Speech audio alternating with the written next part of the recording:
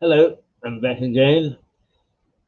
Keith Hayes, Mirador Television, at let's see, 9:25 on Monday, the 2nd of Friday. Here we go, Jack the Manio again. On Friday, May the 2nd, a signal date.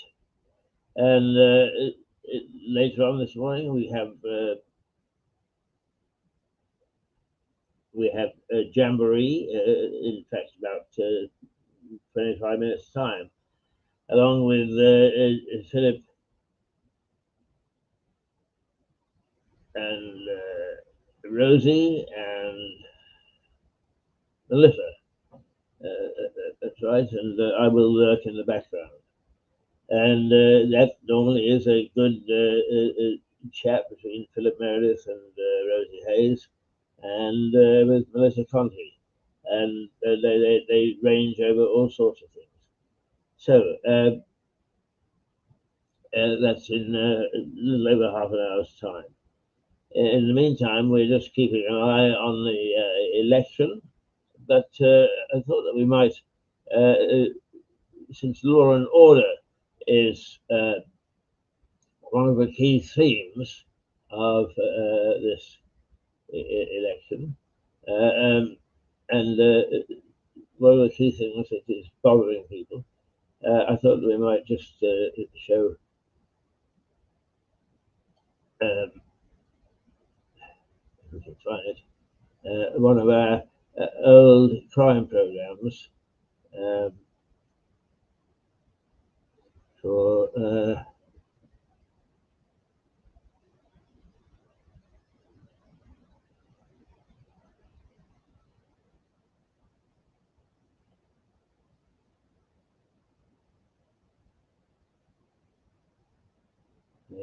yes. It's always easy to say, and then trying to find it.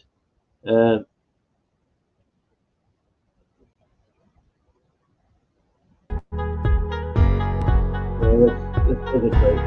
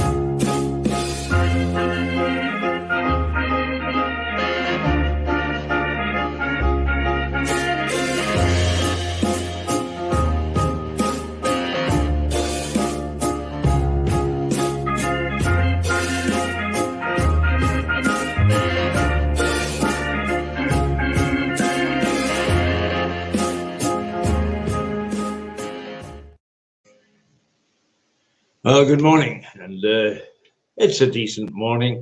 We're not going to get any sun today by the look of things. There's going to be cloud all over the place, and it is cool, 12 degrees. The breeze, though, isn't that great. It's described as a gentle breeze today.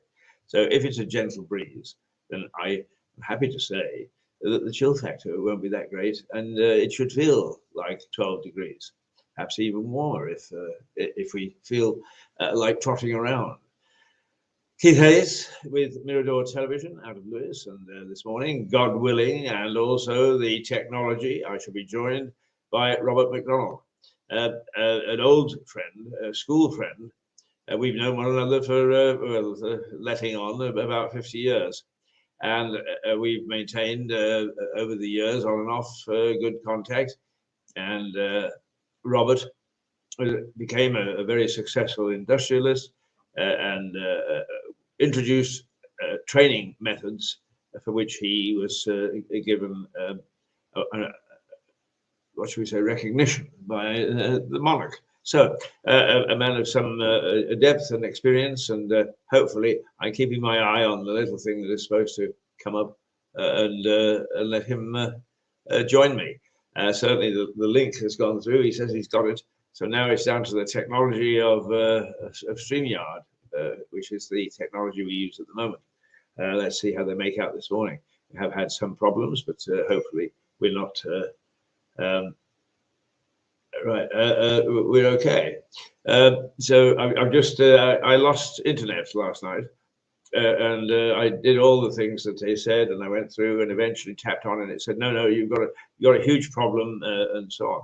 This morning it was working again, and I've just got a little thing that came through on my phone and said, you have an expert, an engineer who's going to arrive in 2 days' time. And now I suppose I better tell them that it looks as if it's all right, or should I expect it to go wrong again and leave it? It's a difficult decision, isn't it? Decisions. Over the weekend, the Remembrance Sunday, well, there's several things to do with that. First of all, the Queen had to pull out of going to the cenotaph at the last moment with what is called back strain. Now, I understand back strain because I've got it almost permanently.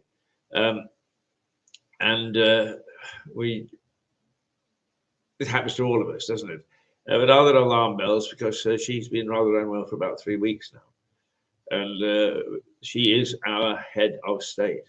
And I keep on saying that on this program. She is our head of state. And that, in any country in the world, when your head of state is suffering ill health, is a worry, because your whole constitution, in our case, an unwritten constitution, depends upon a tiered structure, starting with the president. Then you've got to worry. I mention that because the Remembrance Sunday at Lewis Town Hall, outside Lewis Town Hall at the War Memorial, was very colourful, and indeed it was very warming to see so many people there. What I don't understand is those people that are anti, if you like, they don't particularly care for these sort of things and remembrance of the fallen. That's fine. That's entirely your decision and your option, and in a free country we can accept your point of view. But a couple and several people sort of march through right in the middle so that they can be seen pushing a pram and glaring at everybody. Now, we're not questioning your motives as to why you don't want to support this, but don't question ours. You know, that's the trouble. You're so damn sure that you're right. And this is a problem right throughout the country, is the protesters, the wokes, they believe that they are right. Oh, that was a good start, wasn't it? Local news, Friday, a houseboat caught fire in New Haven Harbour. Nobody injured, I don't think, but there's one lady who escaped the smoke by the skin of her teeth. Generally speaking, it's been a relatively quiet weekend in Lewis and District. We always say Lewis and the District, although the district is a bit strange, really. It embraces some, not others, and I suspect that there will be some changes when the I think the commission, anyway, that looks into electoral reform, reports back. I get the hiccups just about this time every morning. It must be that either I have a coffee or I don't have a coffee, but I've tested both, and I still get the hiccups. Anyway, hopefully a warm day. Let's now look at what's going on in the world through the headline of newspapers and the Daily Telegraph. Remembrance terror plot, 3 held after fatal explosion. Right, there's from gathering the bits and pieces this morning, there was an explosion in Liverpool outside a hospital. There's a brave taxi driver recognized that there were explosives in charge of people in his where are we?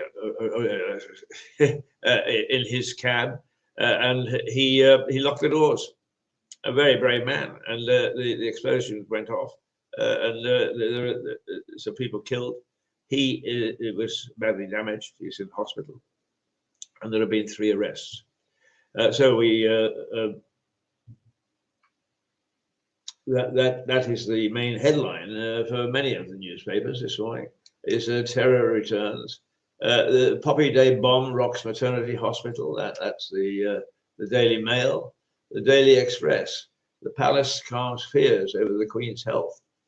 Its royal lead tributes to the fallen. As royals lead tributes to the fallen. Sorry, some of these smaller print. So they're going to read on the trot. Terror probe into Poppy Day blast, of course. The Daily Express. The Times. 3 held by terror police after fatal blast. The same story. And there was a terror attack. There was no terror attack at the cenotaph. That passed off peacefully as it did around the country. I think, to be quite honest with you, I was finding that the people who were, what should we say, neutral about whether they should turn up to these things, seem to have decided that yes, this is something that's worthy, and our cenotaph or war memorial had a very, very good crowd, and all the now Robert McDonald is again having problems with the connection, and I have no idea why. And what I may do is I may actually abandon for a minute or two to get hold of Robert. But let's see if we can just do something about it first. But let me just finish my wrap up of the newspaper.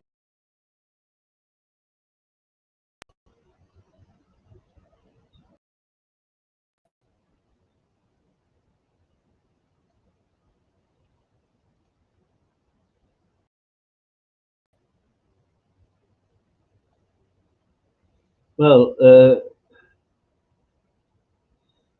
here I am back again, and I've noticed that the light gets darker as the day goes on. So why that is, I have no idea. It's once again various mysteries that we're unraveling as we get into our new routine. But that did you notice the sameness of the news there from about 4 years ago?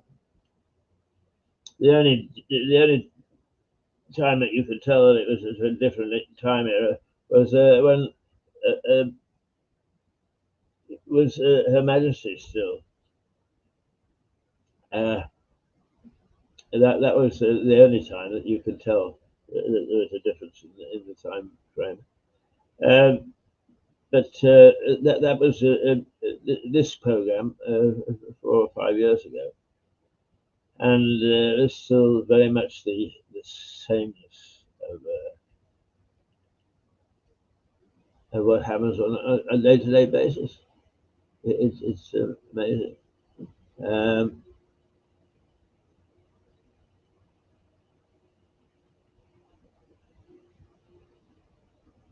I just trying to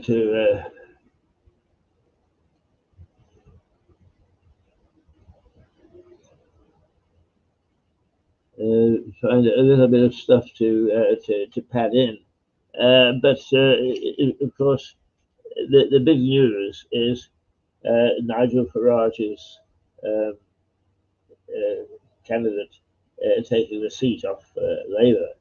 I mean, it's something like 12 or 15,000 majority last time, and he won it with 6 seats to spare.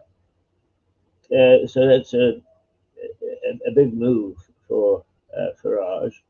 My caveat yesterday was to be very wary that the electorate can be very fickle. And while everybody is looking away from Conservatives and Labour at the moment, they will look towards reform. But Nigel is going to have to work very hard at convincing a lot of people if he wants it to be permanent. And if, in fact, he sees reform as forming a government at any stage.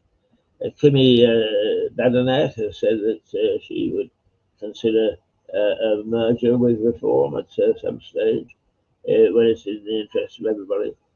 Whether that will happen sooner or later, I'm not sure. It depends on whether. I mean, Farage is not somebody who loses his nerve, particularly. He is a fairly bold chap, and it could well be that he will tell the Conservatives to go and stuff it, to keep their seats. Because undoubtedly, as a senior party, they want a fair chunk of the authority. And if in fact what he's done is he's got the vote behind him, why water it down? And particularly, perhaps lose faith with some people who voted for him and because they're disillusioned with the Tories. It's difficult to say.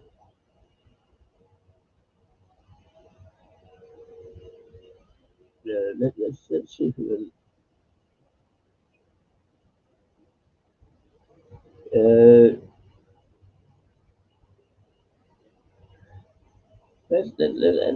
I think it's worthwhile. Well, it's worthwhile.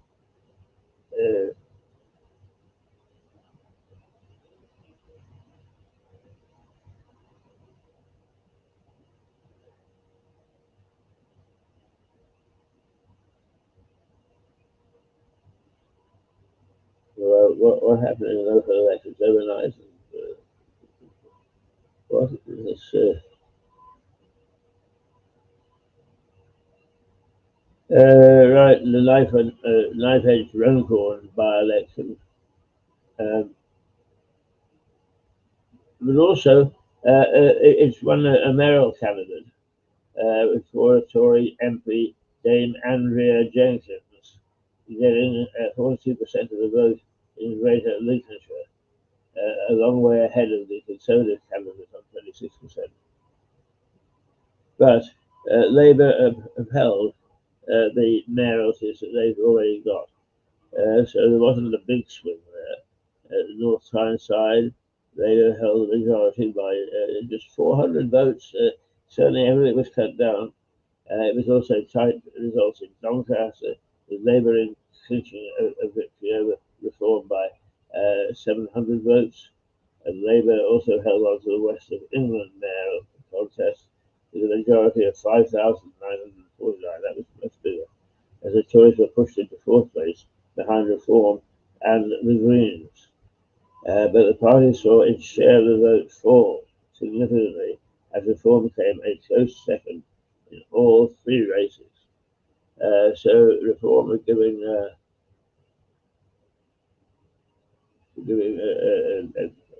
good Labour a good run for their money.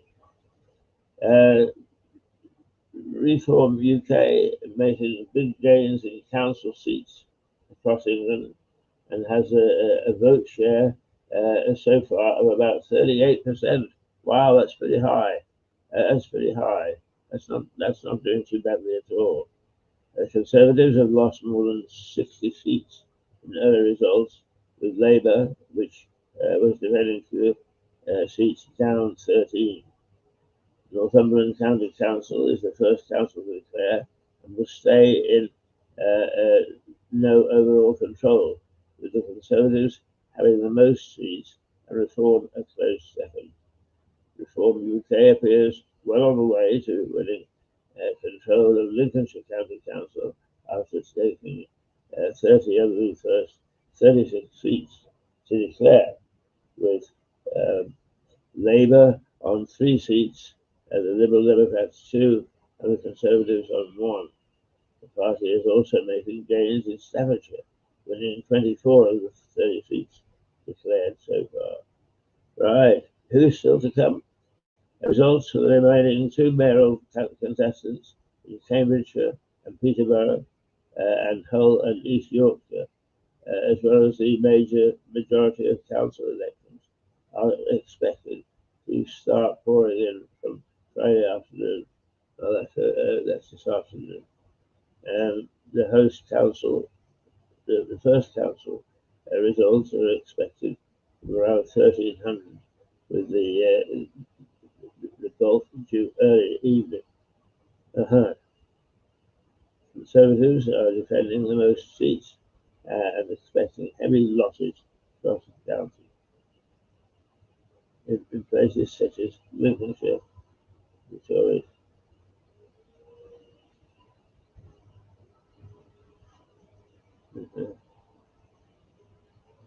Well, it's a pretty fierce race, as you can see, with Reform doing as well as the polls suggested, which means that they got it right for once. One bright spot for the Tories could be the Cambridgeshire and Peterborough mayoral race. Labour won there in 2021, but the Tories are hoping a spirit of the left-wing vote between Labour, the Lib Dems, and the Greens could see them emerge victorious again. Okay, that's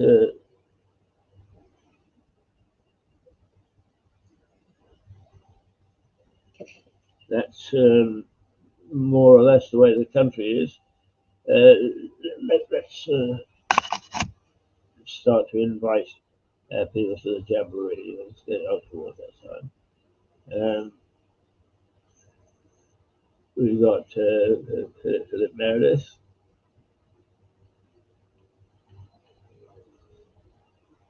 And now Rosie Hayes said she couldn't be here till 10:30, but we'll send the invitation.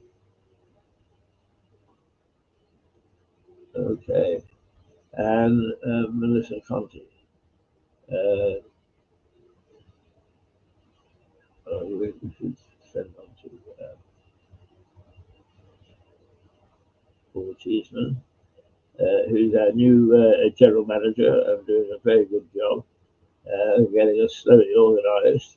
It's not all going to happen overnight. It's okay this time around.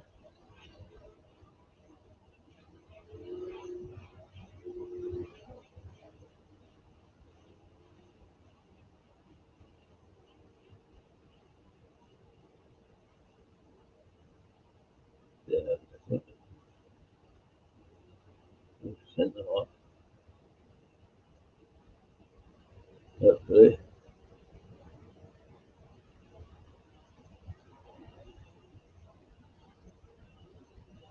I'm back again.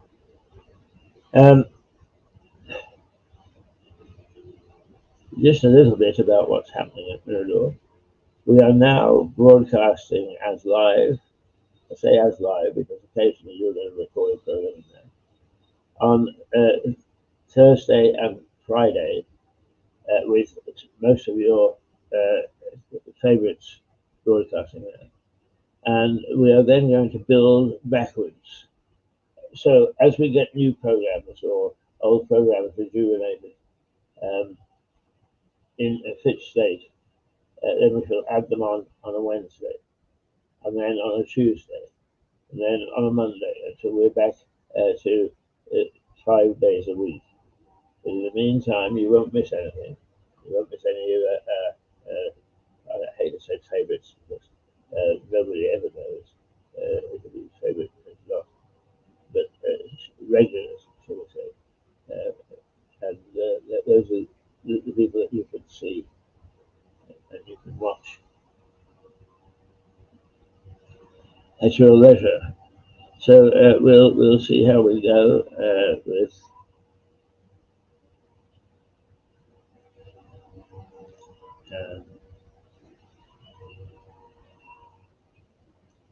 the invitations to those three people who are the mainstay of this this new program coming up. We will be having more on a Friday.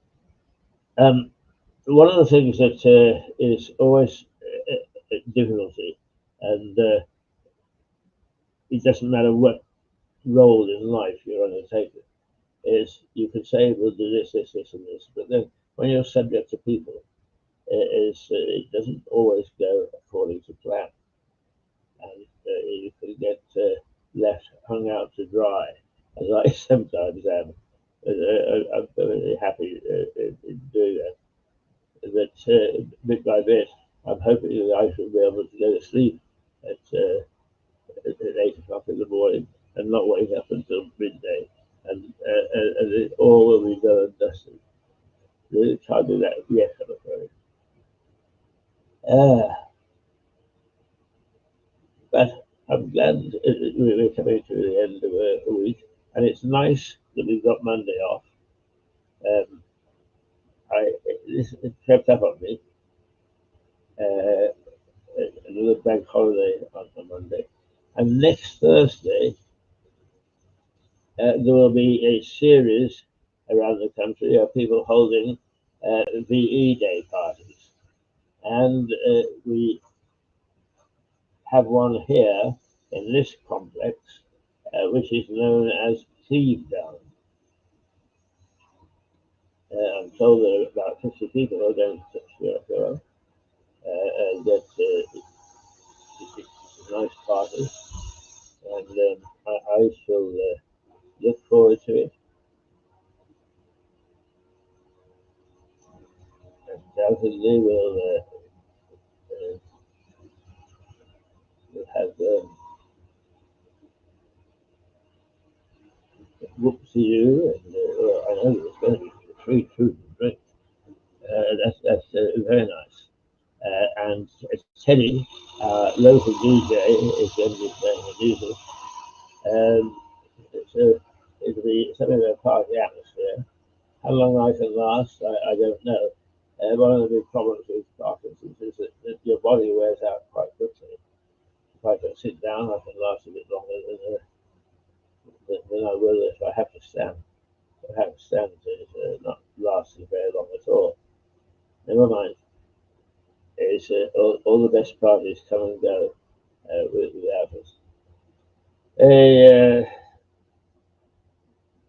Let's see. Yeah, and I was starting to tell you what's going on at Mirador. Um, we're starting now again at 8 o'clock, so that we can get all our news items in. Between 8 and 9, we will have a number of small issues, plus the news front pages as usual. Leading into on a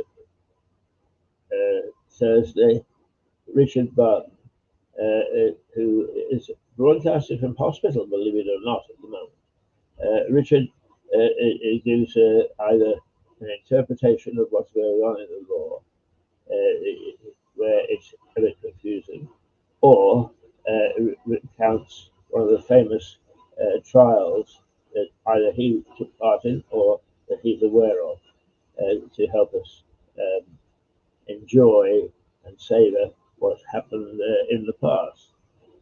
And then there's John Henty, who is busy collecting, and he's got a book out, and you can buy it on behalf of St. Philip and St. James. There's no set price. You buy it for tuppence if you want, but for a donation to the hospital. And it's called in my room. And John has collected the most amazing set of memorabilia from little puppets of Arthur Ashley to Roman coins that dug up 2,000 years ago on the Downs. So we had a whole host of things going on that John hoping for dinner. That's then followed by Stuart Dolby, who is keeping an eye, is the watchdog, keeping an eye on local politics and trying hard to make sure that the politicians, and for that matter, the officers, don't get up to no good. In that political hour, he has got now a couple of colleagues, former Financial Times journalists, who will give us an update, first-hand and very knowledgeable update on what's going on as far as the rest of the world is concerned. And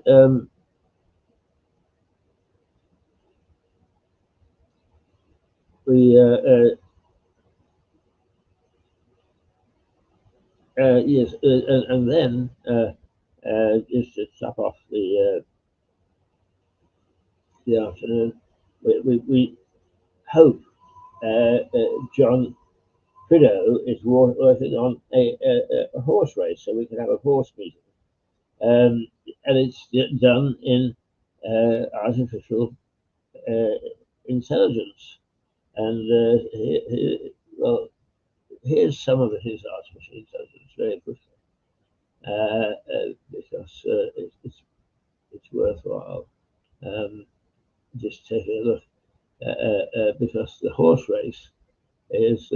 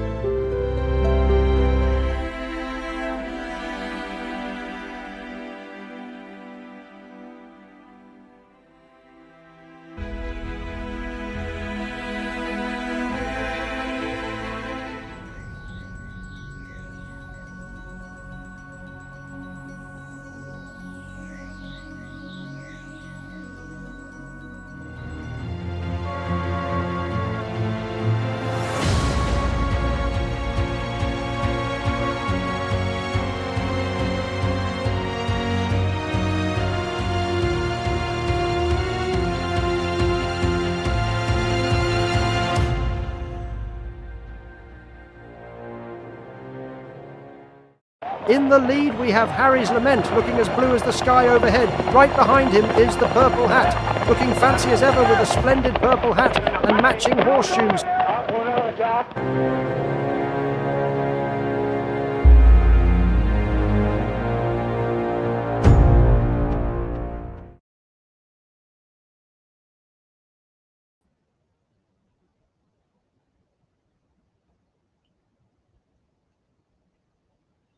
well, that's the quality of horse race that we'll get.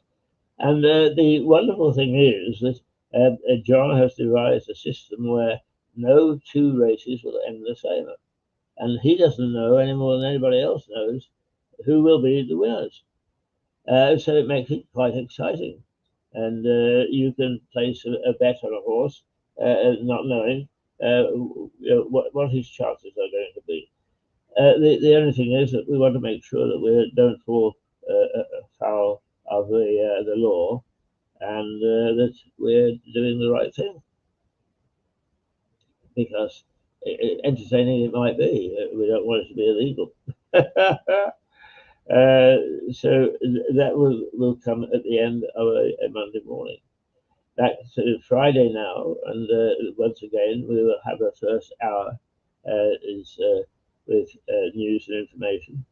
And this morning has been turned turtle because of the election, of course.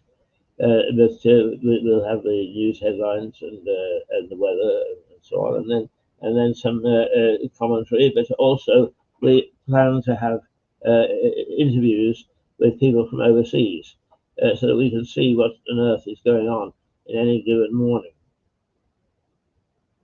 That will be then followed by a potpourri of sometimes programs, sometimes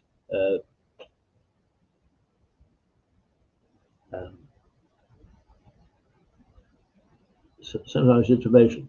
The plan is at the moment is that 1 week it will be with John Prideaux and his artificial intelligence, which would include the horse race, and a gentleman who is a maitre d' of a leading restaurant can steer us through the vagaries of wine and food and so on and so forth, and how the big boys determine what they will do. And that takes us on to Jamboree.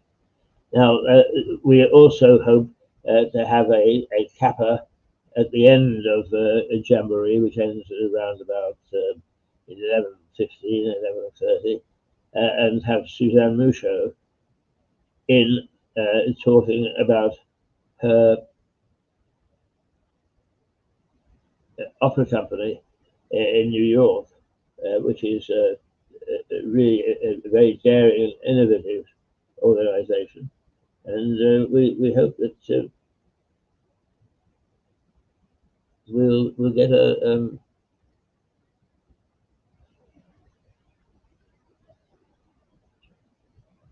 we'll get some fun out of that, because they do some wonderful things, absolutely wonderful things. So they are almost ready to come on board. So hopefully next Friday will be a very different scene to the one that you've got this Friday. So that's it. So now I'm expecting very soon. I'm going to send out the invitation again, because we need them, and I can never be sure that I've sent out the invitation.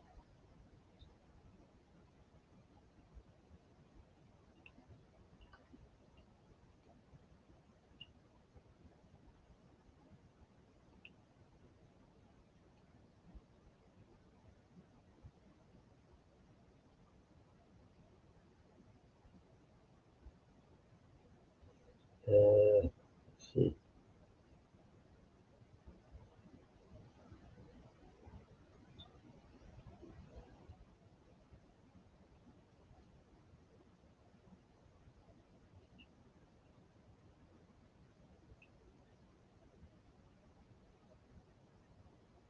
Yes.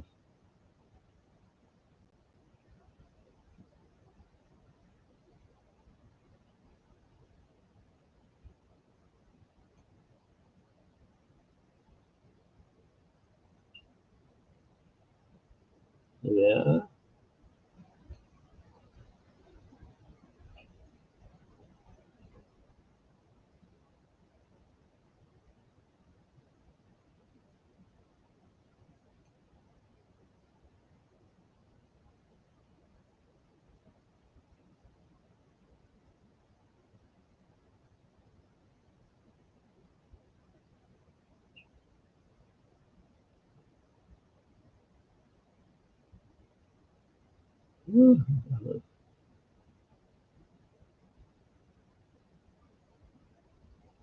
Let's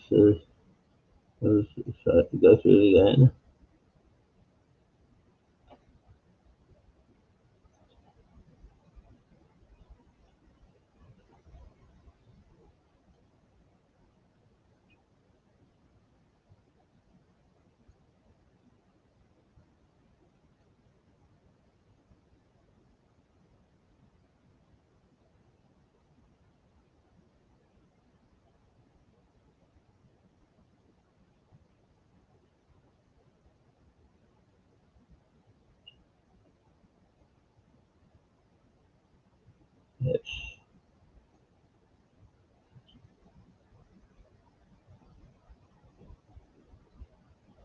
Ah, right.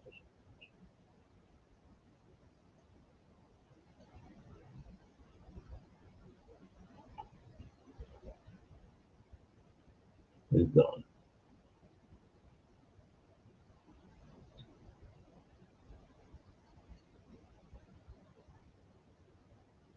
Okay, let's just me again for a moment.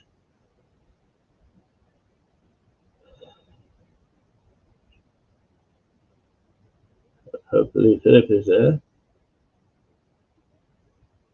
But if not, we'll motor on for a minute or two and then come back at 10:30.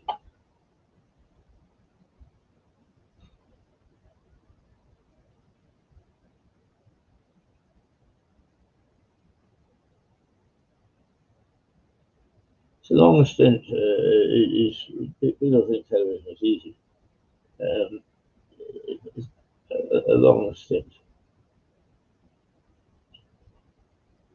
And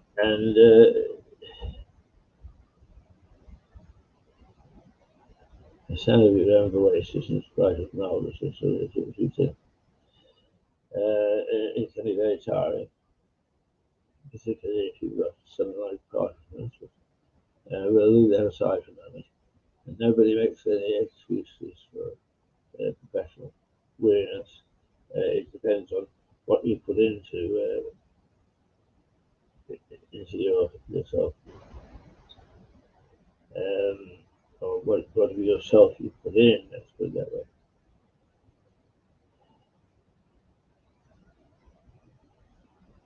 And I think that's let's see, we'll find something to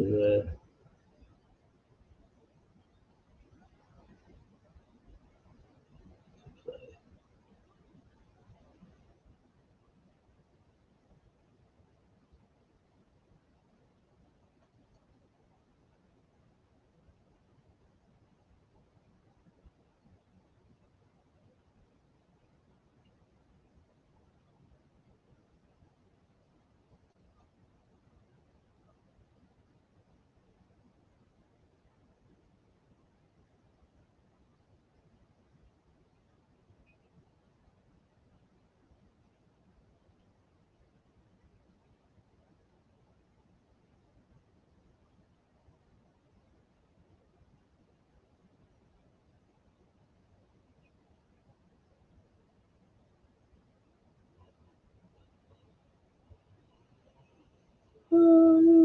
Before the bonfire is all right.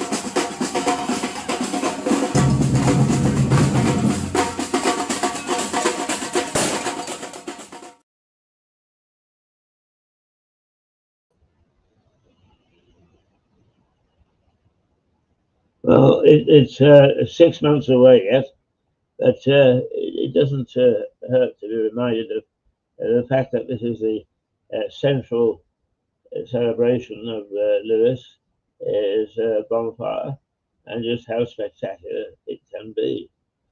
And we hold numerous archive footage in our archives, dig them out from time to time. Let me just remind you again, is two events coming up. One, St. Anne's Historic Flint Wall Appeal. It's an informal fundraising launch event at St. Anne's Church in Lewes with Philip Griffiths, the singer. This is my story, this is my song. From a mid-Wales farm to London's West End, he built himself and the bits in between. Music inspired and performed. Entrance is free. All donations to the appeal include a CD of Philip. There will be an interval when refreshments will be available and question and answers at the end of the evening. That's Friday, as a week Friday, May the 8th. And let's see,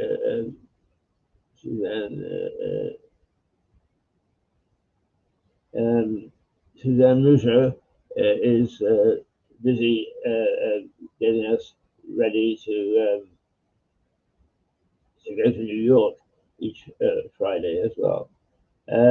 So Philip Griffiths, an informal fundraising launch event at St. Anne's Church in Lewes, the 9th of May at 7 o'clock. And then there is a meeting group. I'm particularly interested in this because I like to think that there are groups around for Parkinson's as well. Is for diabetes, a motivational drop-in group for those with type 2 diabetes. It's at the Quaker Meeting House on Friars Wharf on Mondays at 10:30 to 11:45. I doubt if it means this Monday because it's a national holiday. Why is it being held? Well, people have questions about diabetes. It is not a totally understood disease, and you can ask as many questions as you wish to be informed. It's an informal get-together for a chat and a cup of tea or coffee. The poster says, no cakes or biscuits. I'm sorry. That, of course, is because it contributes to the sweetness of you. Our aim is to help you take control of your blood glucose and reverse your diagnosis. We will discuss nutrition, exercise, medication, blood tests, and everything else associated with having diabetes or getting it cured. And it says they also have occasional guest speakers. That's the motivational group for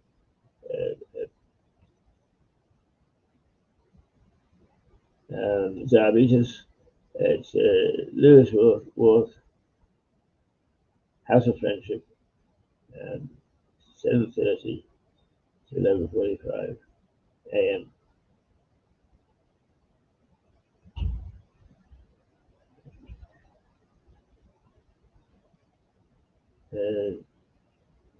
Yeah, two worthwhile organisations.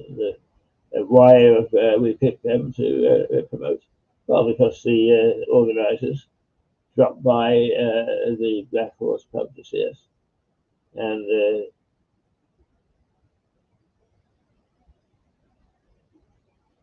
see us they did, and explained exactly what was going on, and we reached a deal, and very happy to have done so. In fact, we plan to do more than that. We'll see how they go. Quite often you make an offer of television to people, and they find that it's more tiresome and difficult than they think. So I never people say yes, I'll do something, and then they decide not to. I totally understand.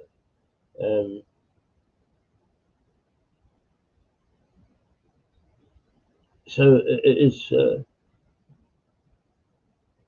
one of those things that you either have to make up your mind you're going to do or not do. My late wife agreed with the Women's Institute to look after the crash at the church, at the prison. Prisoners' children coming in when they were paying a visit, and she agreed to do it for a year. And after the very first time, she realised it was a mistake. But she was the old bulldog sort, and said, "Yes, we'll actually get." We'll see this through, and she did. And at the end of the year, she thankfully quit.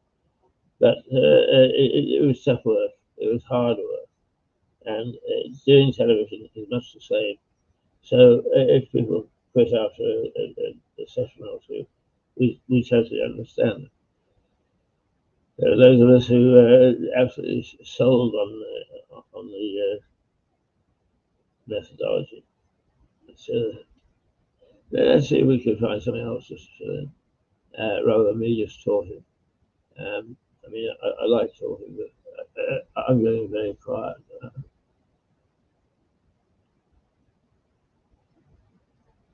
Let's see. I heard a click, which tells me that somebody somewhere is.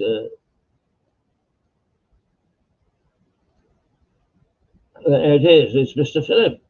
It is. Good morning, Mr. Philip. How are you?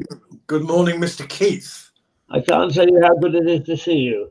I have to say that Philip is one of the kindest men that I've come across, and would regularly, in the nice weather, take me to lunch in Littlehampton. And it's been some time since we've been to lunch, and sometimes we actually had time to chat socially, so I missed you, Philip. You are very good company, I may say, and let me tell people the virtues of the people that work with us. But anyway, here you are, and good to see you. Yeah, well, nice to see you. Again, you'll have to forgive the bird in the background. Oh no, he's come to be a regular guest. He's probably the most intelligent of all of us, Keith, actually. Probably.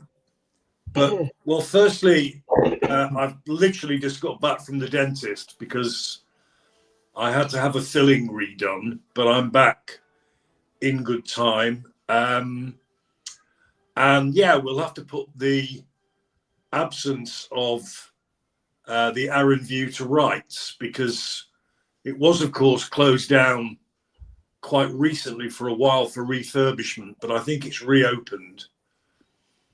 So, oh, there's Rosie. Sorry. Hello. Why are you sorry? Sorry for the beard. I was just going to disappear for a second. I just want to grab my phone, that's all. Well, do that. Thank you. By means, wander on and off. There we go. There we go. Right. So, Rosie, how are you? Well, I'm really good. I'm enjoying this weather. It is absolutely fantastic. Quite so. The problem I have is that I live in a place that even in bad weather is absolutely jam-packed with visitors. And if it's a bank holiday with what looks like to be very good weather, quite honestly, I don't mean to be negative, but there's just no point going anywhere when when I was just discussing that very thing, oddly, with my dentist, who I've just been to see. Okay. And her parents live in a place called the Witterings, West Wittering, which is a very popular seaside area down here, Sussex by the sea. Wow. And we agreed that there's just no point going anywhere because everybody's heads to the beach. The roads are literally log jammed to the extent that drivers can't turn round and often just leave their cars where they are and then walk the rest of the way. And I've never seen the sense in that. I just don't get it. And they're allowed to do that? They probably aren't, but because the roads are so blocked, even if the police wanted to do anything about it, they couldn't get there. Right. They'd need a helicopter. But Goodness. but no, the weather is glorious. The plants are in need of watering regularly. Our grass down here is pretty much bleach white. It's been that dry. Oh, really? Yes. Okay. Well, we've had down here, well, Keith will correct me. We've had a good 10 days of this, Keith, haven't we? Yes, we have. I mean, it just seems to be endless. Yeah. And it doesn't look like, on the forecast for my area, West Sussex, the medium-term forecast, there's no rain at all. That's right. The temperatures will drop slightly next week. Yeah. But there's no rain. There's no rain. So one feels a drought coming on, frankly. Well, I've already watered my garden. I'm sorry to say this to you, but I've got up, and thought of the garden straight away in the plant. They needed a good water because I missed out yesterday. Yeah, well, I tend to do mine with the hose pipe. I do mine in the evening once it calms down, or I do it first thing in the morning. Because to do, as you probably know, to do it in the middle of the day is mad. Yeah, because, absolutely. You can burn the foliage. Yeah. You can scald the foliage. And the water, even if you do it properly, it just evaporates. Yes. Yeah. So you got to be careful with what plants we've got. But we shouldn't complain as long as you've got some shade. Yes. Well, this is it. My place gets a lot of shade, so when the sun comes, I grab as much of it as I can. Yeah, that's good. I must confess, our terrace, our patio at the back, which is south facing, it frankly becomes a furnace. So if, for example, they say like today it's going to be 22 degrees, I can guarantee you that by 1 o'clock this afternoon, it's going to be a hell of a lot more than 22 degrees because it's a total sun trap. Oh, okay. And I have to be very careful because of my skin. But the room I use, as I am using now, what we call the dining room, or my wife calls my cave, probably because of the smell, is lovely and cool because it's north facing. Okay. So if I need to cool off, I come in here. I see. Okay. But so there we are. Are you at home for the bank holiday, Rosie? Yes, I am. Yeah. I might actually go to Trafalgar Square on Sunday with my camera. Well, with my iPhone, which is my camera. Yes. And what I can grab if there are any sort of people there that might be dancing, celebrating or whatever. VE. Yeah. Absolutely. Yeah. Take a look, and then I'll come back and hopefully do a decent edit and put it on my YouTube channel. Yeah, we'll do that. Yes, I'll have a look at that. Are you having celebrations nearby? Yeah, yes, there are. There are official ones on Sunday. Yeah. And then later on next week, the coffee morning set that my wife tends to go to at the Lido, the swimming pool. Yeah. They're having their own little thing. But nothing too elaborate. No, I think that's not a bad idea actually, because while it's a VE day, Victory Day, I just wonder how much we should really, given that there are still fighting going on. I mean, there are still wars going on, and Ukraine and Russia and things like that. You just wonder, I think, be a little, moderate the celebrations. Yeah. I think. Mind you, I think that it's for a specific day, isn't it? One that lives in our parents' mind. It'll always be there. For a long time. Yeah. I mean, you're going to Trafalgar Square, and right from a boy is a sailor picking up a young lady and kissing her in the air. Out of sheer joy and relief. That's right. Yeah. I think, Rosie, it's not a bad thing to be spurred into remembering what exhilarating moments were like. That. But I understand what you mean. Is if we think it means universal peace, no. Yeah, I understand. Yeah, fair enough. Absolutely. Yeah. I mean, I was fascinated to hear on the news yesterday about a chap who fought for the British in the Second World War, all over the place, really. But he never joined the British Legion. And he's 103. Okay, yeah. And last week he joined the Royal British Legion. And the head of the Royal British Legion remarked that not only was he was the oldest applicant to join ever, but it was a real privilege that he had done. So that was a nice story. But like Russia, they're about to celebrate their great victory against the Germans in the Second World War. Yeah. And dear old Rasputin has declared a ceasefire in Ukraine to suit him. 3-day ceasefire while we celebrate how wonderful we were in the Second World War, where we sent millions of our people, just as Putin has been doing, to their deaths with poor weaponry, bad tactics, bad leaders, to be slaughtered by the Germans until we simply overwhelm them. So, that's a sort of commemoration that I can do without. Yeah. Absolutely. I've been in Moscow on Moscow Day. I'm sure you were too, Rosie. Yeah. One of the things about it is it never rains. They spray the clouds. I hadn't noticed that.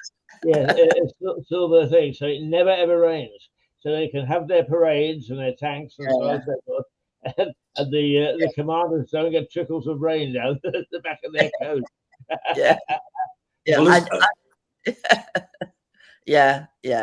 Interesting. As a child, my mum and dad had a very close friend who had fought in Burma against the Japanese, and he very rarely talked about it. Okay. But one thing he always resented was that they did a VE day, but they didn't do a VJ day, because people forget. People forget that the war against the Japanese carried on. Absolutely, that's right. Yeah. Beyond Europe. Yeah. And so he was always rather resentful of that. Yeah, fair enough. When as a much younger man, as a student, I worked in a steelworks in Sheffield to earn some money in between terms. The foreman there, he fought in Burma as well. But he said that once all the fighting was over, he said that certainly in Sheffield, there were great celebrations, including those of a sexual nature. And many, many babies were conceived in a very short time. And if they were a girl, they were called Vera, because Vera is meant to stand for victory in Europe, Russia, and Asia. Okay. And my godmother was called Vera. Oh. And I always wanted to ask her, but never quite plucked up the courage. No. You know, how she was conceived. But there we go. Anyway. It's You lovely talking about World War II in Japan? Well, we started talking about the VE celebrations over here. Because Rosie is intending to go down to Trafalgar Square, which, as an American, I must tell you what Trafalgar Square is. It's a big square in the centre of London. Did you know that? She knows. You did know that. Oh, well, we're getting there. We're getting there. I think in the 1980s, I went up to a man who was very, punk rock look, very popular in Britain in the 80s. And I asked him if he would take a picture of me, and he scoffed at me.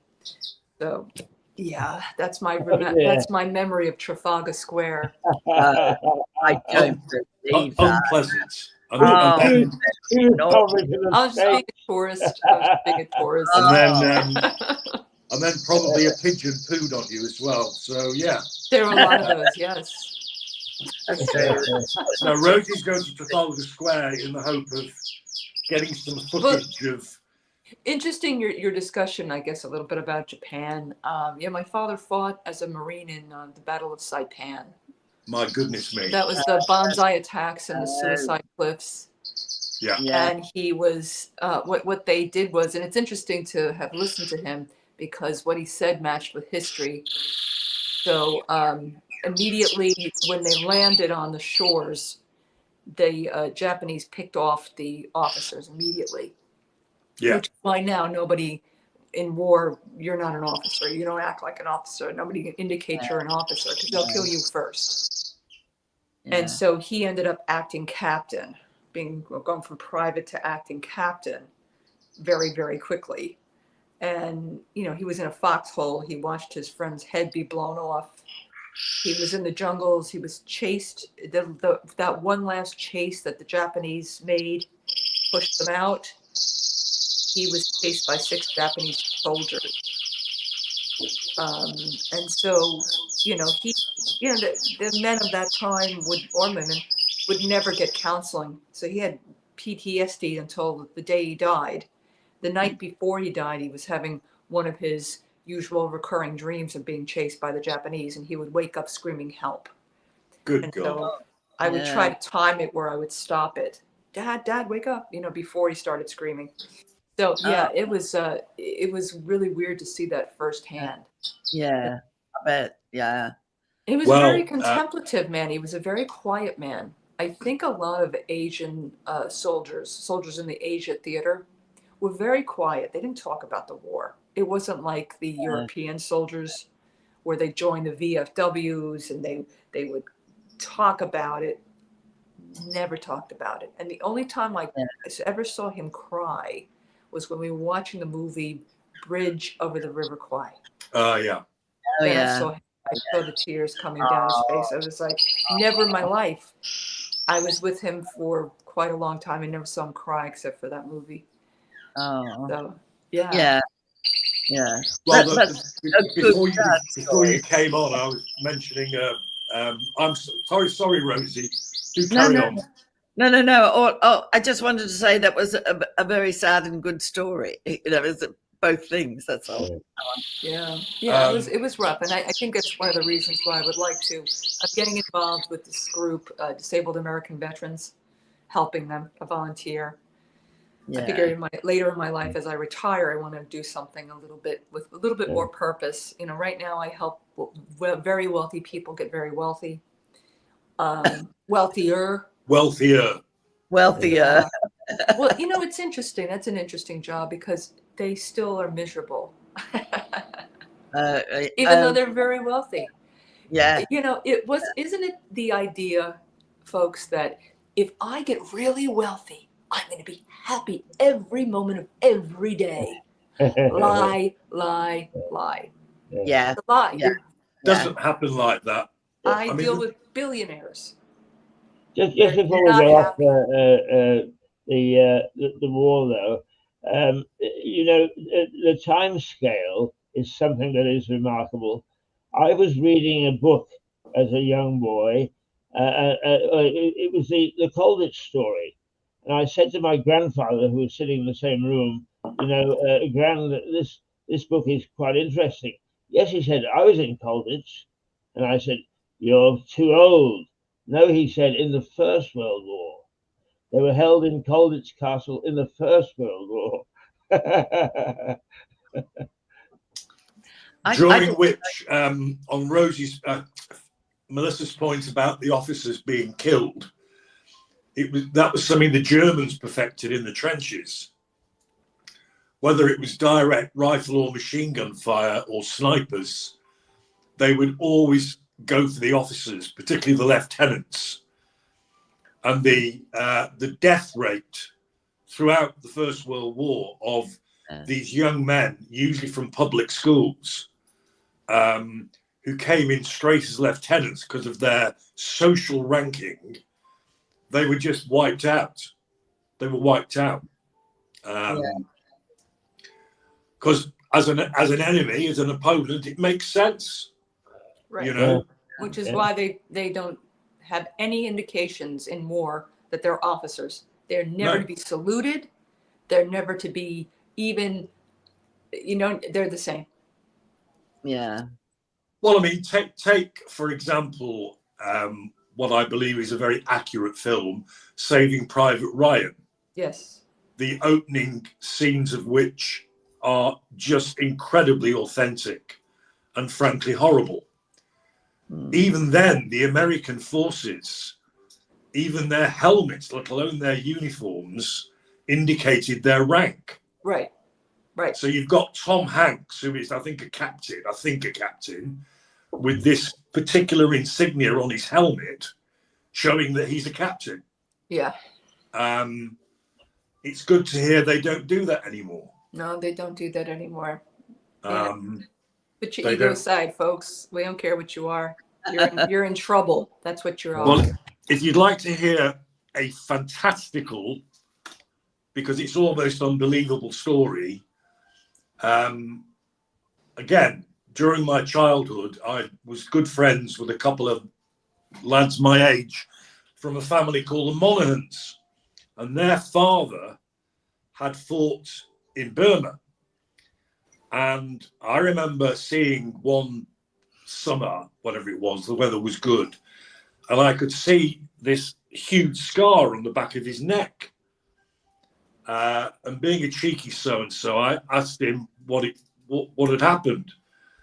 And he said to me, I was imprisoned by the Japanese and they were going to behead me. And as my beheading was about to take place and the sword was resting on my neck, the Yanks an unsung hero. saved me.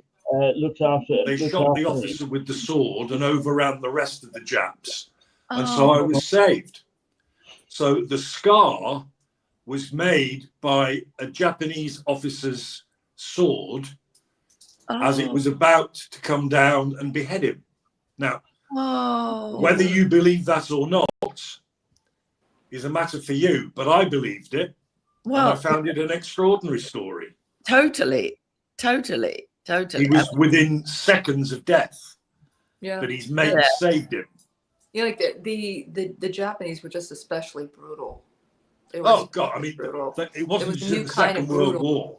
Which is why there's this feeling in Japan we never want to go back there. We were monsters. We never ever want to go back there. There's always a push to do more than self-defense. But there's a push, no, we just cannot go back to doing that. We can't. So, and I'm sure there was a lot of Western conditioning that went on after the war. MacArthur, Yeah, we're just not going to ever do that again. And the so last emperor of Japan. So, Japan's a very different society now, with a lot of from the Western conditioning.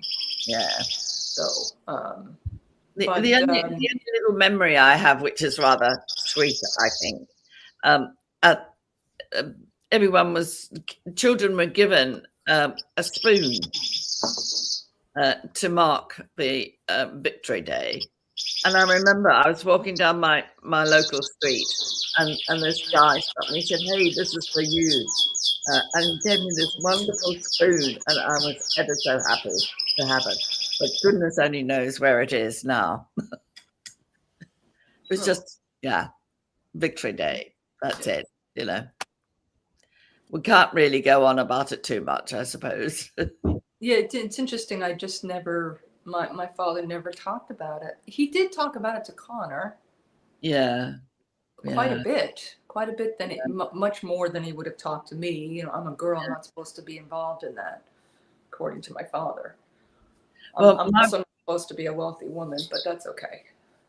My father hid when the war started because he thought Italy might be calling him to go and fight. So, Italy. Little stories like that sort of come out, but anyway. Was that? I guess it was during World War II in Italy. They created what we call the Americano coffee. Yeah. Which I'm drinking right now. Yes. Yeah. Watered down espresso. It just shows the influence of America worldwide, Melissa. Yeah. America. So what's happening today in America? So we have a minerals deal with Ukraine. I guess that would justify us attacking Russia if we had to. Well, I think. I think it's going to have to be. Will it help end the war, though? Do you think this is a sort of a move towards? I don't think it's about the war. It's not going to be about the war. Okay. It's about you insulted me. I know. Yeah. Putin, you insulted me. So now we're going to get a really good reason to attack you because you attacked us. You attacked us, our minerals. Yeah. Yeah. That's it. You attacked our minerals. See, because really what Trump always wants is for Europe to step up, but Europe has not stepped up. Yeah. They continue to play around. I don't know. It just seems very cowardly to me. They haven't done anything. What have they done? They've given Ukraine loans. Yeah. Really? Yeah. Yeah. You haven't done anything because nothing's been done. You say it's still going on. Yeah. I think it's probably because Europe just can't. Europe's a mess. They've created a mess for themselves. Yeah. Absolutely. I don't know. I don't understand. Well, this is what Harry went on about ad nauseam when he was part of this program. I mean, as far as he's concerned, Europe as a concept is basically moribund. It's just not working. Yes, it is. It just isn't. Right. What those who are not Europeans, and in a way it includes the UK, because we are, although it's probably irrelevant in the day of missiles, but we are an island and we're no longer part of Europe politically. But you've got to remember, countries like Germany and Poland and many other of the smaller countries, they are scared rigid of Russia. Because if Russia really decided to expand, and the one big difference between Europe and America North America is that apart from one minor blip at Pearl Harbor, in relatively modern times, you've never been invaded. Yeah. You've never been invaded or taken over, and nor will you be, I suspect. No. So We will always be the world's police. That's just the way it is, because I'm not so sure on the Trump. I'm just not sure about that. Now that you've gotten money involved, yeah, he's definitely going to get involved.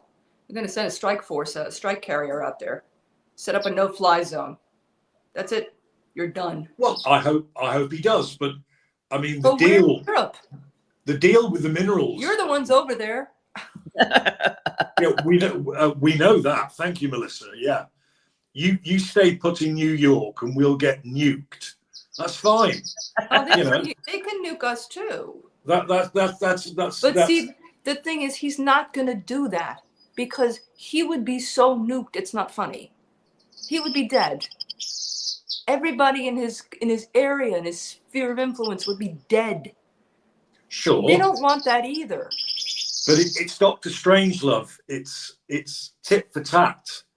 It's the doomsday machine. He's not going to do it. He's not going to do it. We'll all be obliterated. Yeah. All right. I'm going to say something very morbid.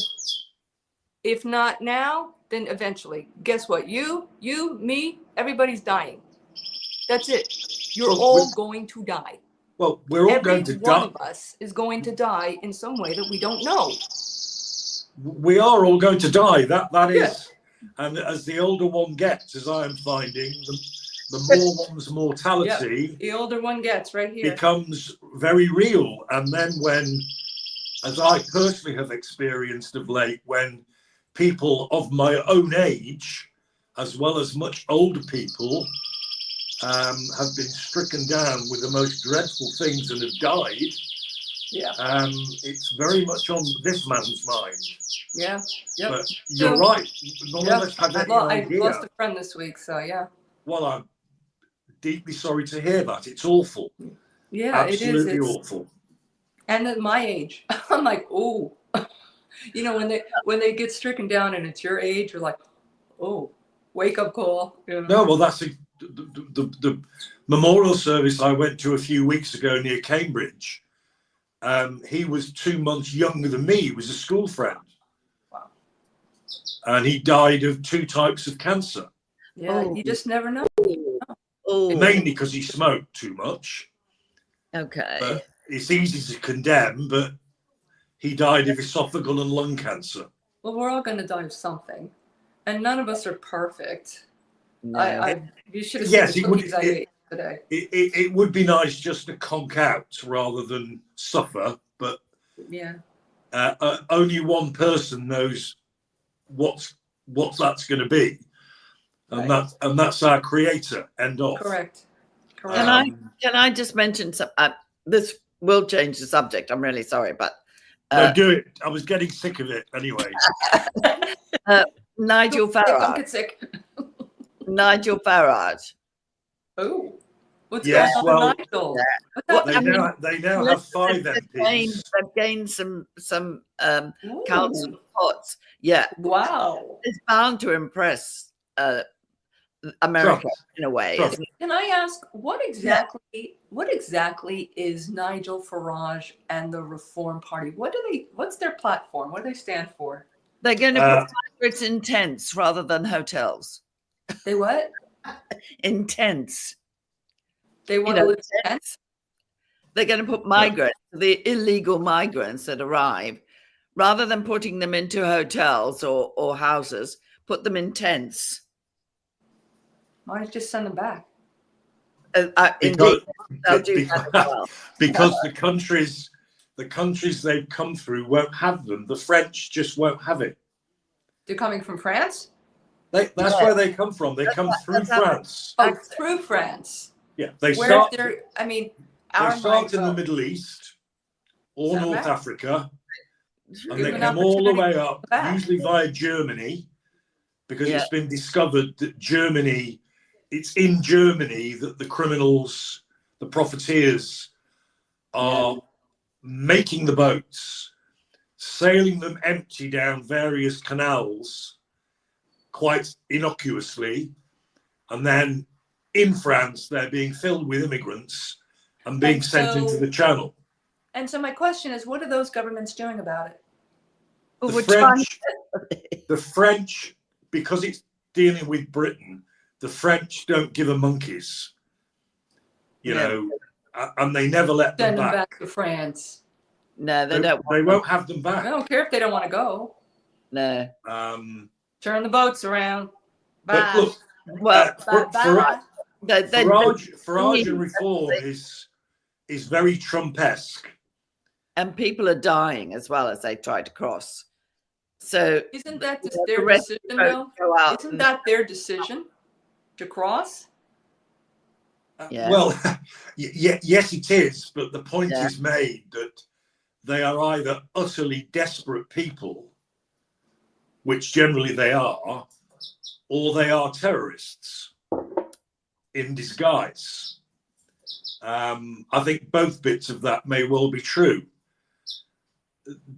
They wouldn't risk their lives in such a way were they not so desperate. But so again, their country of origin. I don't entirely agree with that. I think there are a lot of just people who want to leave for a better life. They want money.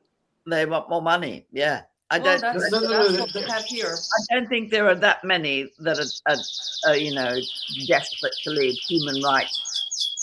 I'm sure no. I think there are some, but not that many. Right. The majority are, well, we either got terrorists or the majority want money. That's essentially what they want. Yeah. No, and Britain, they want 1,000 quid or so to get the profiteers want the money.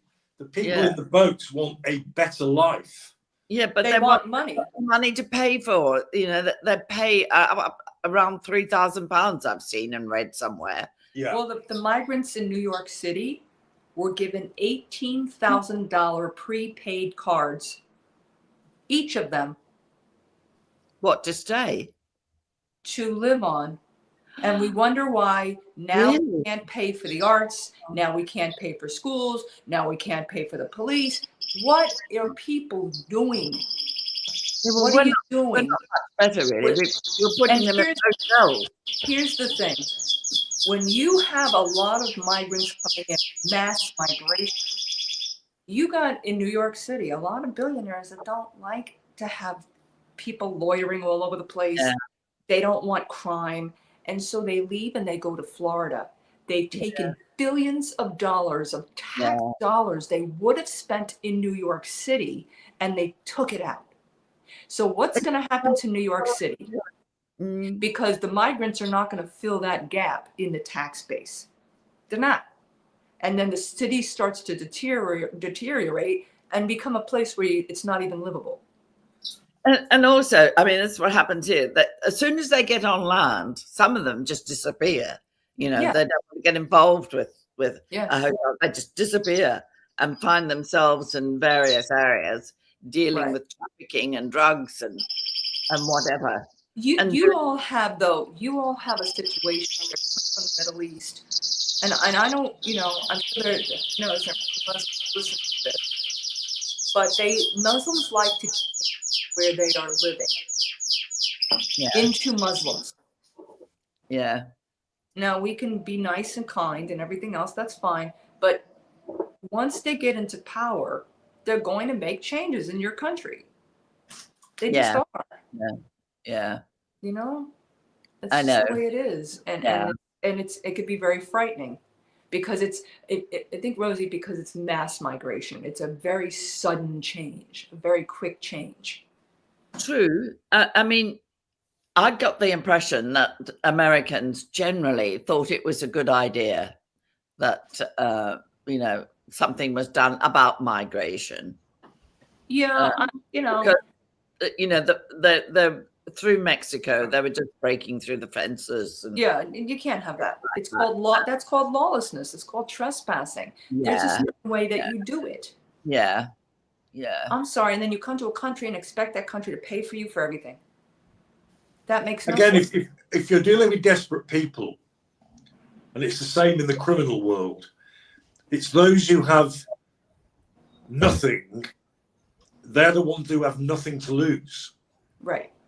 And you may agree they don't give a damn about trespassing or criminal damage to offence. They have one aim in mind, and that is to get into America, possibly just disappear into the ether, and carry on like that. Much You have easier to understand that once they get here, they think they've been sold on this idea that it's heaven. Let me explain something to all of you in Britain. When you're here, you're on your own. And when I say you're on your own, you are on your own. The safety net is gone. There's no safety net. No social security and things like that too. Social security is probably going to be very slowly lessened. Now, I've paid into Social Security for 45 years, but I'm paying for the old people now. It's not a savings account. Yes, absolutely. Not a savings account. Yeah. It's the young people paying for old people. And when you don't have a lot of young people working, you have a lot of old people retiring, you're not going to get a lot of money. That's it. You cannot rely. See, the problem is relying on a government. We have to think about our lives and how much we rely on the government. Yeah. And if you rely on the government, you're going to rely on their decisions. Their decisions are going to they're going to rule your life. Yeah. The government is going to rule your life when you allow the government to take over in the form of pensions, Social Security, Medicare, Medicaid, NHS, your national pension. Yeah. You are letting the government take control of your life. That's just the bottom line. It's true. Yeah. And I realize that. Believe me, it's always nice to have a pension, to have this, but you are relying on an unstable government and people who can be very foolish in their decisions. Yeah. That's it. Are you saying you just don't know when a municipality can say we're bankrupt, we're done? See, because here's the bottom line. Here's the bottom line. When you're relying on a government for various benefits, you're relying on the taxpayers. Of course. Oh, of course. It's the taxpayers paying for everything. Right. Particularly, right. For sure.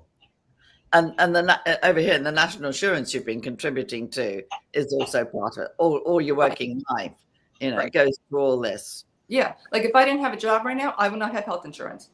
And my insurance that I have now from my employer, I have to pay for everything anyway. I've got to get a skin tag off my face. I'm going to pay $800 out of my pocket. Yeah. Yeah. That's why I put together my own little savings account for medical problems. Yeah. And I've had to make my own pension. I've made my own pension. 45 years of working. I've had to do that because I can't rely on a government. There's no corporate pensions anymore here. So you all probably still have some corporate pensions. If you don't save for yourself, you're going to be destitute. You're going to be one of those desperate migrants. Well, that's the route I took. I was able to save, I don't know if you have the ISA saving option. We have some, because we don't have corporate pensions anymore, they've created a lot of different avenues like an ISA. Yeah. And they have something which is the most beautiful thing called the Roth IRA. The Roth 401k. So if I put money in, right? So in my situation, I'll put money in after tax, which is difficult because I don't come home with a lot of money. The company will contribute to that. Okay. And then in retirement, it will continue to grow and I will never pay taxes again. Okay. Never. Yeah. When I take it out, I won't pay taxes. So you can end up like somebody with $5 million and never pay taxes again. Yeah, well, we know about that. Those on the upper level. Well, when they've paid the tax beforehand, they don't ever have to pay on the growth. Okay. So, and it's compounding interest, which is the most beautiful thing in the financial world. Yeah. And so that's how you do it. You have to, you know, I got to be honest. Most of the stuff I buy is crap. So I might as well save and invest and then have a pot of money that's actually going to work for me. Right? Yeah. That's really what it is. The money's going to work for you. Yeah. When you're old. Yeah. Yeah. That's the idea anyway. I mean, they're my saving grace, the ISA. I mean, I did invest and I would go without to invest. Right. And it worked. And honestly, think about what we're going without. I don't have to go without now. If I want to do something, I'll do it. You know? Yeah, and especially when you're older and you're more precarious, right? Yeah. You can't go out and get a job. Right? Yeah. Like when you're young, you can go out and get a job and to consume. But it's harder when you're old. Right. Yeah. So that's how it is here. And you still get taxed on your pension. Let me tell you about that. You probably do have the same thing, but you still get taxed on your pension. No, not here. As well. Not here. The reason why I would not be getting taxed on my Social Security is like Social Security, depending on how much you've paid in. That's what it is. It depends on how much you paid in. I don't know about Britain. Does it depend on how much you pay in, or is it flat? There's a limit, I think. You know, I think up to £12,000. If you can get, you don't get taxed over up to £12,000. Over 12,000, you start to get a tax. So your national pension, is it dependent on how much you put in, or is it a flat pension for everybody? No, it depends. I thought it was a flat pension. No, not if you've been self-employed. No. Okay. Yeah. No. Well, but as I say, I think the only thing I can remember is that if you have so much. I thought it was £9,000 or £12,000. Excuse me. Oh, excuse me. You didn't pay tax. No. Okay. Yeah. So it's so here it's a little different. Whether if you so Social Security, let's say you have your average salary 100,000, average salary now. And you've been paying Social Security tax, which I think it's 6%, something like that, of your salary over the years. So you might end up with a Social Security of maybe 40,000 a year. Okay. You will not get taxed on that if you don't have any other income. Okay. So if you have something called the Roth IRA, which is a shelter essentially, and you've already put money in and paid taxes, the Social Security won't be taxed. You'll get the 40,000 free and clear, and you won't be taxed on anything that you take out of your Roth account. Well, you already paid the tax, doesn't it? Yeah, that sounds good. Yeah, I don't think anybody in Britain would ever have anything to do with anything called the IRA. There we are. I know the individual retirement. It's an individual retirement account. Yes, I thought it might mean that, but that one is a little different. That's more for an independent person. When you're an employee, it's called a 401k. It's part of our tax code, so it's a tax savings method. It's basically so the corporations can feel, not look bad, not giving a corporate pension. Because most of you, I would imagine there still, if you're working for a corporation, you end up with a pension. Am I correct? I think so. I can't. Yeah, we don't do that here. Yeah, I kind of lost. You're on your own here. You're on your own. Yeah. It is a vast difference, isn't it, between It's UK. very different. I think, I remember my son saying that as well, the difference. It's very different. You have to work very hard to live here. And that's why being a migrant here can be a very impossible thing. But they still want to come. They want to come because they don't know it. They don't know what it really is. Yeah. They don't really know what it is until they get here. And then they're like, well, this stinks. Yeah. And a lot of them just go back. They self-deport. Yeah. Yeah. Anyway, Rosie, the personal allowance is £12,570. Oh, it hasn't changed very much then. No, so you weren't wrong. And The concern is that How do you live on that? Well, you have to have your own. This is why the savings. This is where, yeah. I mean, not everybody's got savings. They haven't been able to save. I mean, when you get certain. well, the reality is you have to, or you top it up. There's a level of working you can do before you have to start paying tax. And you can use your ISA because they were tax free. That's right.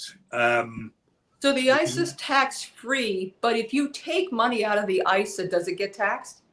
I think. Well, beg your pardon. I think if you add it to your pension, I think it does create a tax. Yeah, if you take it out to add, what you mean, literally add to the pension, or you mean to take? Yeah, because you're retired and you're going to live and you're going to use it. Does it get taxed when it comes out? Yeah. Well, mine doesn't. I have my own personal ISA, and all it says is that, it tells me that that money I'm taking out, it will lose its tax-free status. Well, that's what I'm saying. Because eventually, it depends what you use it for. Well, I desperately need it. Yeah, you need to live. Exactly. 12,000. But here, the Roth IRA is different. Yeah. It does never, ever, ever will get taxed when you take it out. Okay. So let's say I have, well, you're not going to have that much. Maybe say you've saved 5 million in your 401k, right? Your Roth 401k, because you've already paid the taxes and you put it into the, and you can only do a Roth if your salary is lower than 150,000. Anybody above that can't do that. Okay. They can't. So they'll end up being taxed later because they haven't paid the tax yet. But if you are a lower salary and you do a Roth, and let's say, let's say someone who saved $2 million, and then they have their Social Security, 40,000, and maybe they want to go on a trip, so they take a little money out of their Roth IRA, and they go on their trip. Tax time, they don't pay taxes on that, on anything, because it is not considered income, because you've already paid the taxes on it. Yeah, fair enough. Yeah, wow. But the beautiful thing is you're not paying taxes on the growth. It's a beautiful thing to have a Roth IRA, because when it's going to grow, and when it grows, like 2 million can turn to 3 million, into 4 million, to 5 million, just sitting on your bottom if you're in the market, right? That's how it is. I mean, you look at the compound interest calculator. Get one of those calculators, put your numbers in. You're just sitting there. You mean I'm making all that money and I'm not doing anything? Yep. Well, hang on a second. You earned it earlier. You earned it. You worked for it earlier. You put the money in, and you are investing. You are putting your money into something. You're taking a risk. So let's say you want to put your money into the FTSE 100 index. Your companies, your top 100 companies, you're investing, right? And so you get a reward for it. You take a risk, you get a reward, and that's. I don't know what the FTSE 100 is doing lately, but is it doing okay? It bounced back a bit after Trump's excesses. After Trump's tirade. And do you think we've got rid of Elon Musk from the White House, or is he still there? Melissa, do you know? I think he moved because Tesla wasn't doing so well, and he had to go and look after his company. Everybody's setting Teslas on fire. Yeah. It was. He was becoming an embarrassment. He was becoming an embarrassment, and so. So if you notice, for example, the meeting that Trump had with Zelensky in Rome. Yeah. What do you notice? Yeah. You notice something's missing. Yeah. The guy with the shamrock socks is missing. Yeah, absolutely. Yeah. That's so good. He very quietly, although we got rid of our national security advisor, or head of national security, because of that whole signal chat problem. Yeah, yeah. And He the should be change. getting rid of the defense secretary. The The defense secretary's next. Yeah. He's next. Elon They're going to Musk. move him to a different job. Yeah. Yeah. Yeah. That's So how that works. When you make Trump look bad, he's going to get even. He's going to do something about it. Yeah. It's all about his ego. He won't accept it, will he? He knows. Yeah. He won't Yeah. accept it. And was Trump talking about extending his stay? The what? Wasn't he talking about extending his stay as president after 4 years? Is there a way of doing that? No, they'll set fire to the White House. No way. He doesn't need to extend it. You can run for 2 consecutive. Yeah, I understand that. But after that, I think he plans to stay on. He's not going to stay on. What for a third? That's what he wants. He wants to be like Putin. He wants to remain there forever. No. Well, no. The current term is effectively a first term. Yeah. Well, there's some argument that it's not because he's already served. Well, I think the Constitution, what I read, the Constitution says that this is effectively a first term in terms of a consecutive second. So he could stand in 2028. I think because of his instability, he creates instability. And, whether I guess maybe there are pros and cons to that, but I think it's such extreme chaos that people get very uncomfortable. Well, we're told over here that what we would call the opinion polls, his ratings have absolutely plummeted in the USA. Yes, they have, because people are scared that they can't buy 30 Chinese dolls instead of 3. Yeah. So, yeah. Okay. Okay. Yeah. But, so it's definitely a change in mind. It's a change in how you were operating. You could look at it and get very scared, or you can look at it and say, okay, this is my opportunity for me to not buy 30 Chinese dolls and just cut it back to 3.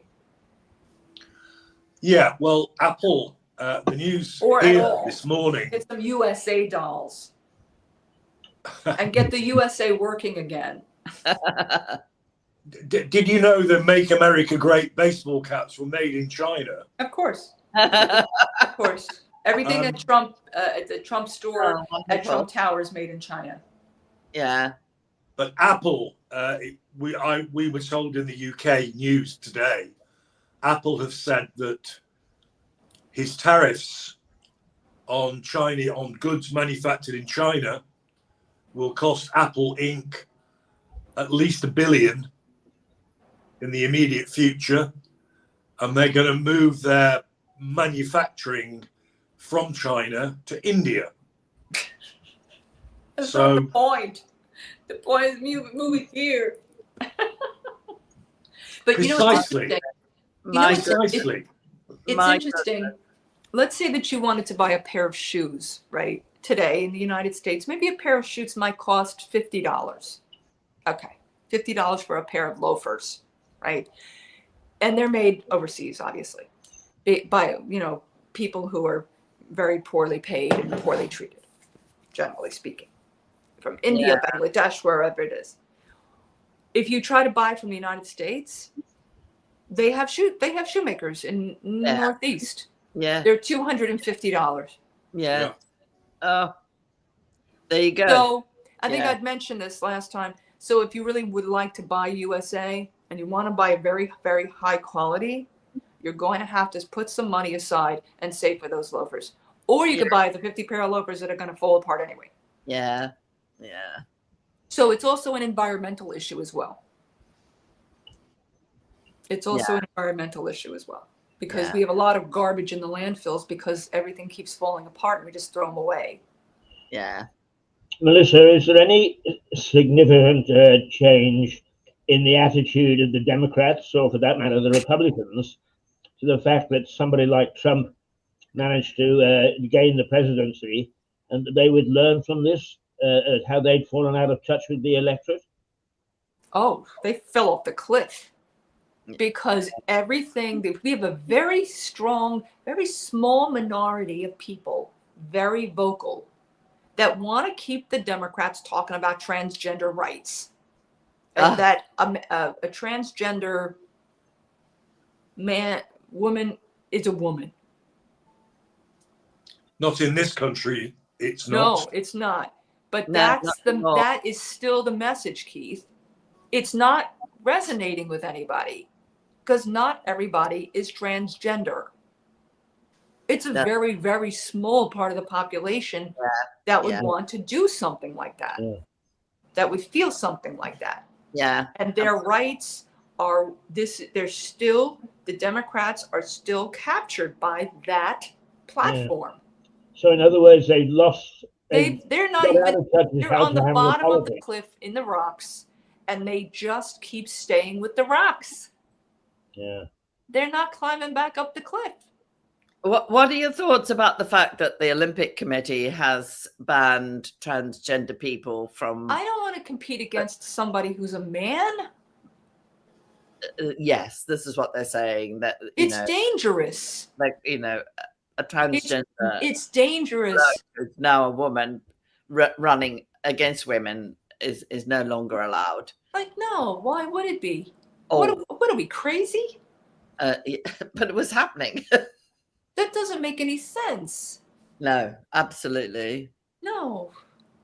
My going out to work dressing up like a man with a suit and tie and slicking my hair back doesn't make me a man. No, but... I could even take off my, these, whatever these are. Whatever they are now, Rosie. These useless things. That doesn't make me it doesn't make me a man. No, but it took a law court to make this ruling, Sorry, biologically, if you've got biological tendencies towards being a female, if you're born a female, you're a female no matter what you do with yourself afterwards. Well, here's my question. So let's take a woman, let's take this example. A woman who says she's now a man, she's gone through the operation, maybe her voice has changed, she's got some hair on her face, okay? And now she's a man. She's declared herself, she went from Janice to Joe. Is she gonna compete in men's sports now?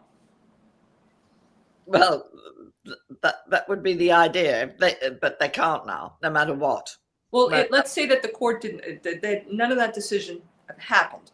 Would you put someone who's born a woman, who now decides to be a man, into a male sport? Well, I think it had been happening, and I'm sorry, I can't sort of quote. I think they would get hurt. I think they would get hurt.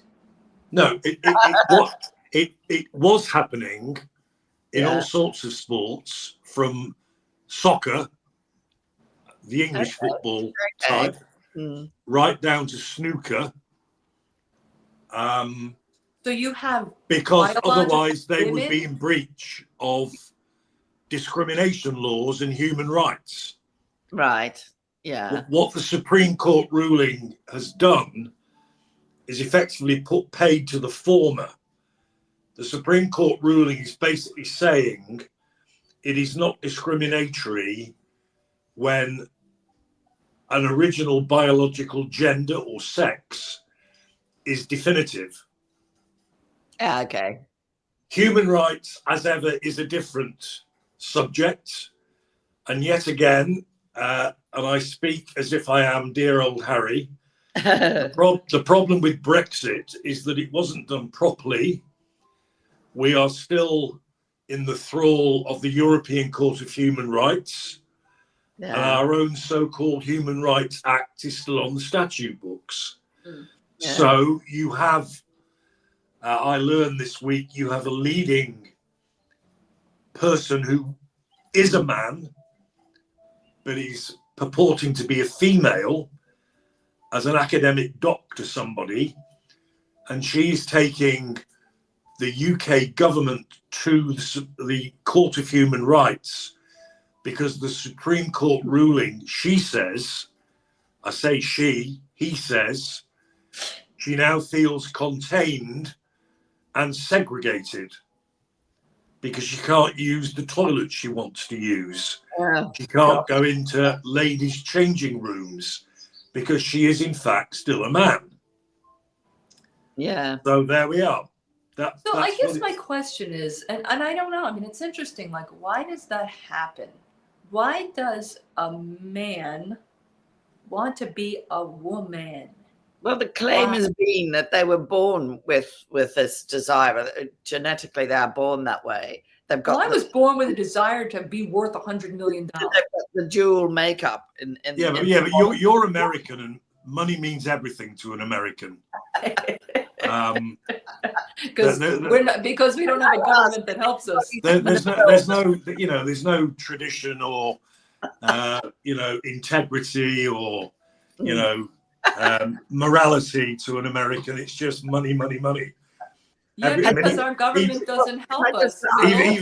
Even the mugs you drink your coffee out of have to be as huge as a bucket. Yes. Has anybody seen Conclave, the film Conclave? The problem is, Phil, we don't have it. We don't have the government taking care of us.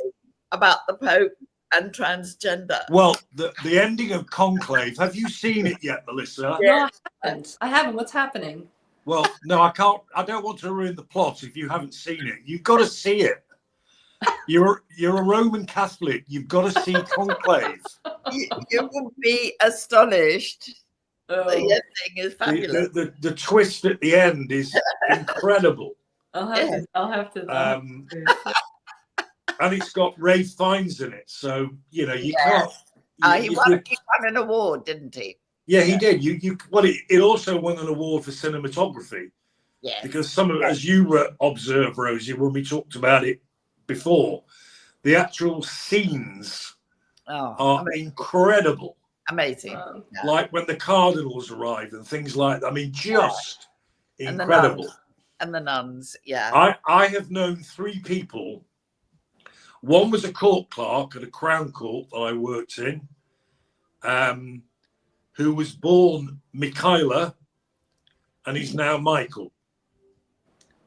And the Supreme Court ruling means that she is a she.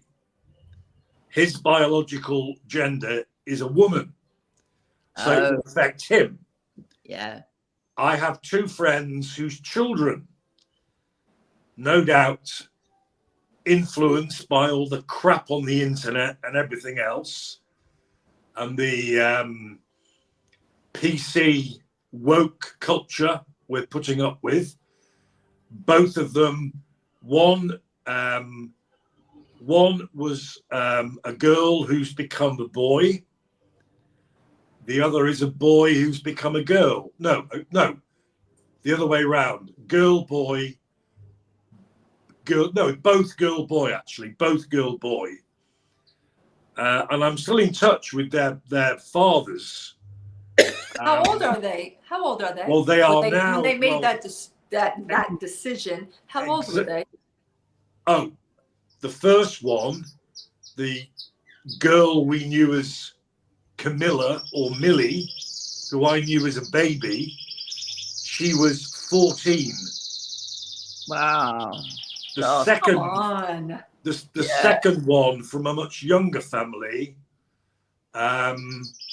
she was actually probably the same age.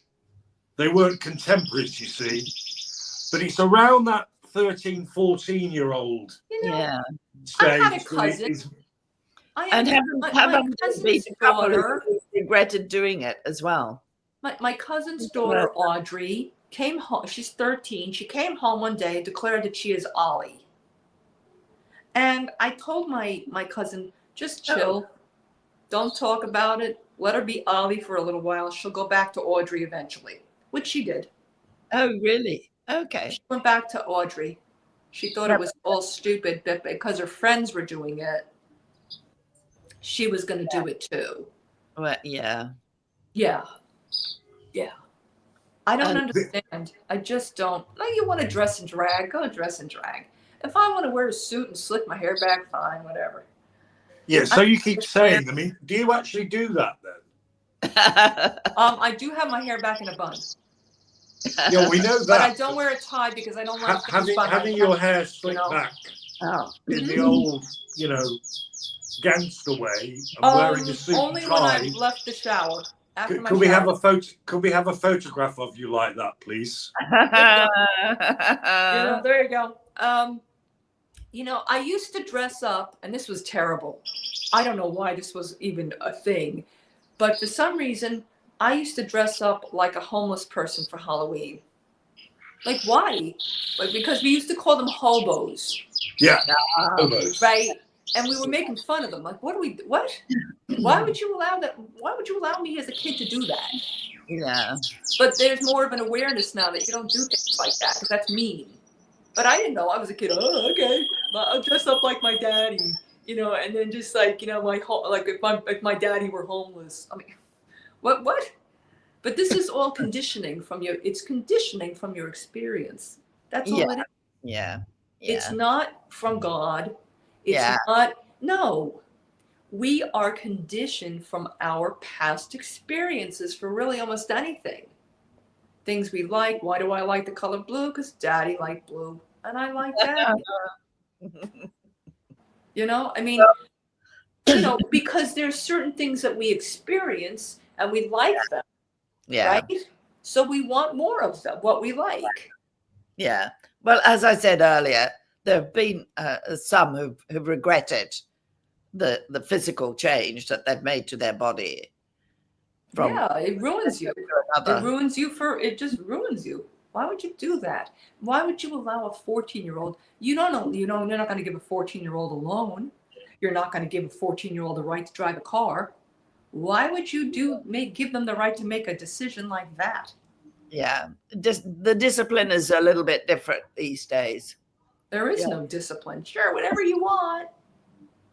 Yeah. Guys, it doesn't make any sense. Like I said, if you want to be a more feminine woman or a more manly woman, I'm considered manly.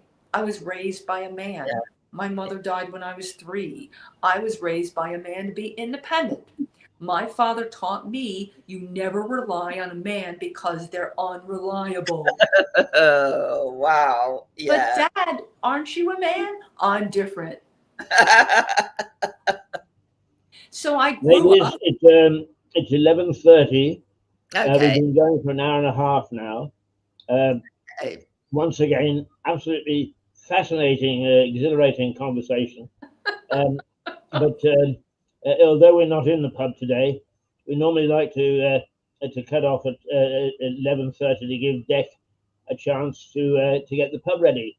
But can I tell you that there is a magazine called The Louisian, and in the middle of the magazine there is an article. Guess what? On our chief of staff, Declan, and the Black Horse. And rather a nice coloured photograph article. I'll try and I haven't got a copy of the magazine here, but I'll get a copy and I'll post the story to you. Nice. Lovely. Very good. Lovely. Very good. Yeah. Very good. It's well deserved. He's a remarkable man and a very, very kind man. And one of those rare beings, and it's good that he's been given some recognition at long last. Okay. Very good. Most people tend to come last, but not Deck. Good. Wonderful. Well, thank you. Bye, Rosie. Bye, Keith. Bye, Phil. What happened to Phil? Okay. Bye. Bye.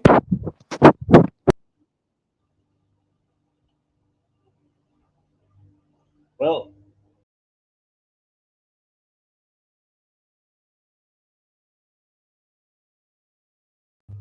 at the stage, I'm not quite sure what that is next door, but anyway, it's been not a bad morning's programs. There's still much work to be done, but the work is progressing now, and with some spirit and verve, we are slowly getting our complement up to snuff again. with interesting people, and one or two fall by the wayside, one or two get illness, but generally speaking, we've got not a bad complement of people once again. So we look forward to. We won't see you on Monday because it's a national holiday. But anyway, we're not broadcasting anyway on the Monday for the moment. We shall see you next Thursday. Until then, take care and toodle toodle toodle pip. I think yes, indeed.